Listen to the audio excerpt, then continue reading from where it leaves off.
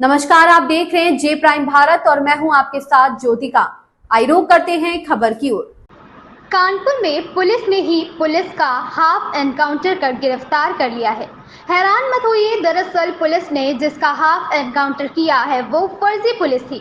पूरी घटना का खुलासा करते हुए पुलिस कमिश्नरेट के डीसीपी पश्चिम विजय ढुल ने बताया कि थाना अरौल क्षेत्र के अंतर्गत 5 मई को मध्य प्रदेश के दमोह निवासी वसीम खान और 2 अन्य साथियों के साथ फर्जी पुलिस बन 4 अज्ञात बदमाशों ने लूट की घटना कर तीनों मध्य प्रदेश निवासियों अलग अलग थाना क्षेत्र में रोड किनारे फेंक दिया था, जिसमें लूट की घटना के बाद वसीम ने थाना अरौल पर लिखित तहरीर दी थी।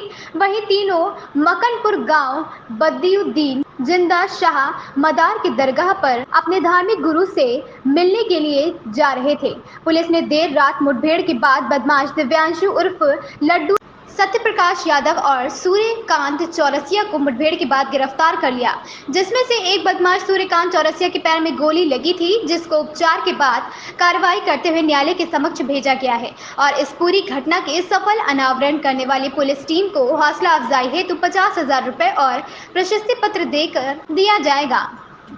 संवाददाता सुजीत कुमार की रिपोर्ट। क्या है पूरी कहानी, उसमें अभी तक क्या कार्रवाई हुई? दिनांक 4 मई की रात्रि में 3 व्यक्ति मध्य प्रदेश के दमोह से आए थे और वो मकनपुर में मजार शरीफ पे जा रहे थे। बिल्लौर और मकनपुर के बीच में उनके द्वारा बताया गया कि जब वो अपनी कार से जा रहे थे तो उनके साइड में आके एक दूसरी कार रुकी, इसमें से 4 व्यक्ति उतरे और उन्होंने अपने आप को पुलिस विभाग का होना बताया। वो सभी सादे वस्त्रों में थे और इन लोगों को इनकी कार से उतारकर उनको अपनी कार में डाल लिया, उनके साथ मारपीट की, उनके घर पे फ़ोन किया और बताया कि या तो आप हमें 1 लाख रुपए भेज दीजिए, नहीं तो हम इनको फर्जी मर्डर के मुकदमे में जेल भेज देंगे।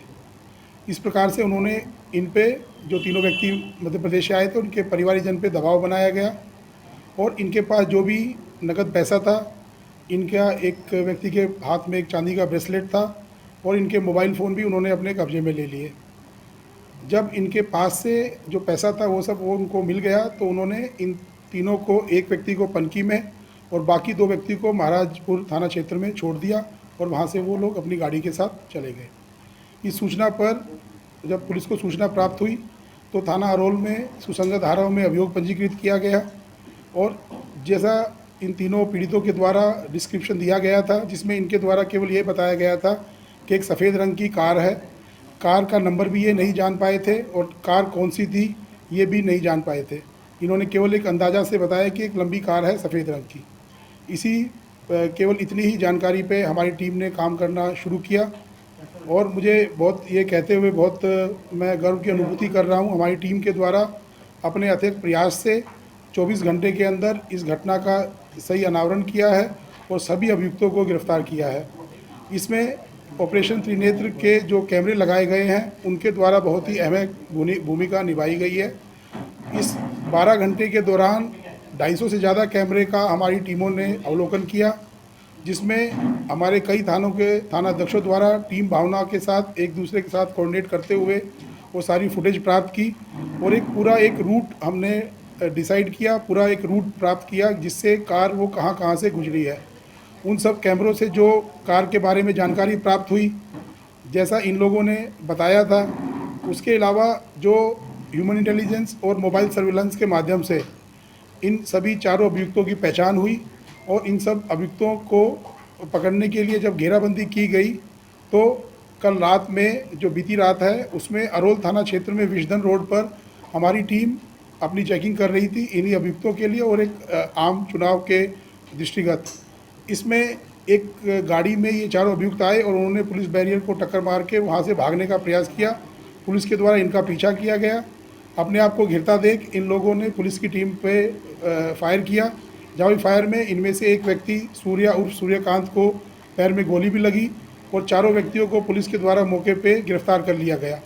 जो गाड़ी में ये कल थे वही गाड़ी है स्विफ्ट डिज़ायर जो इन्होंने परसों अपराध में इस्तेमाल की थी। इसके अतिरिक्त एक अन्य व्यक्ति है सत्यप्रकाश, जिसने ये गाड़ी इनको उपलब्ध कराई थी। दरअसल ये गाड़ी जो है एक व्यक्ति की है जो कि रहने वाले साउथ क्षेत्र के हैं। उनके द्वारा सत्यप्रकाश को शादी में बुकिंग के लिए ये गाड़ी दी थी और सत्य प्रकाश ने एक तरह से अमानत में खयानत करते हुए उस गाड़ी को इनको आगे अपराध करने के लिए दे दिया। तो सत्य प्रकाश को भी गिरफ्तार कर लिया गया है।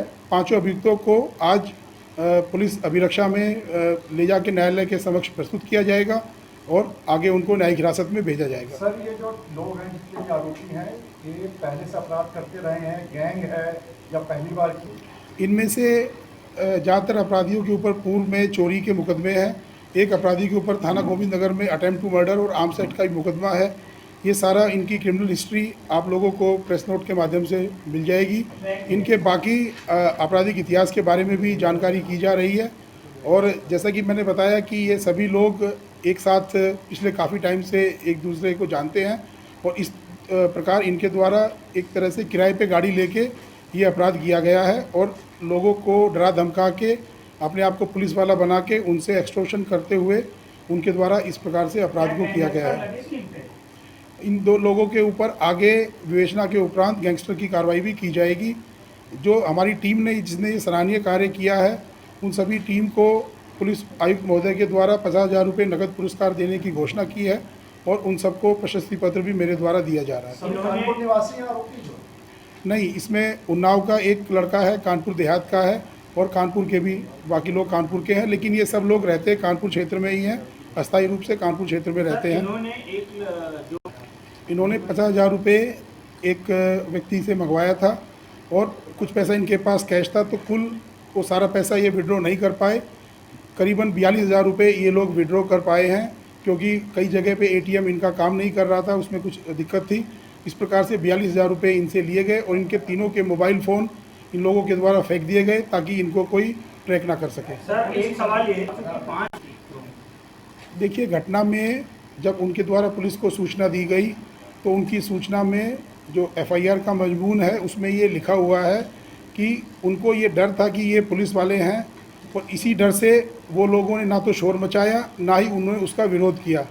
हमारे पास ऐसी कई सारी फुटेज है जिसमें इन लोगों को उन्होंने बंधक बना रखा है, उसको उतार के वो एक एटीएम में लेके गए तो वो आराम से उनके साथ चल के जा रहे हैं। उन्होंने ना तो भागने का प्रयास किया जबकि आसपास काफ़ी गाड़ियाँ मूव कर रही हैं, ना ही उन्होंने शोर मचाने का प्रयास किया।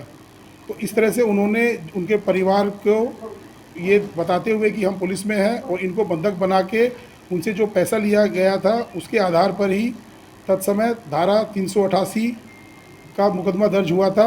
और जो पांचों व्यक्ति है, ये व्यक्ति मौके पे उपस्थित नहीं था, इसका काम केवल उनको वाहन उपलब्ध कराना था। ये पूरे टाइम उस घटना के समय अपने घर में था। इसको बाद में उनके जब पूछताछ में ये बात प्रकाश में आई तो उसको बाद में उसको गिरफ्तार किया गया है और बाद में इनमें विवेचना में लूट की और फिरौती हेतु अपहरण की धाराओं की भी वृद्धि की जाएगी। पुलिस की वर्दी वगैरह कहाँ से लाए थे? इससे पहले भी इस तरह की घटना? पुलिस की वर्दी इन्होंने नहीं पहनी थी। कतिपय मीडिया ग्रुप्स में ये चल रहा था, लेकिन ये गलत है।